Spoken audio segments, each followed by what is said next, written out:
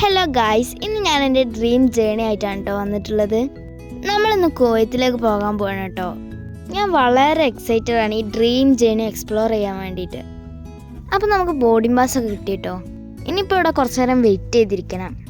ഇതെൻ്റെ first flight യാത്രയാണ് കേട്ടോ, അതുകൊണ്ട് ഞാൻ വളരെ എക്സൈറ്റഡ് ആണ്. അങ്ങനെ നമ്മൾ ടൈമായിട്ടോ, നമ്മളങ്ങനെ വിമാനത്തിലേക്ക് കയറാൻ പോവാണ്.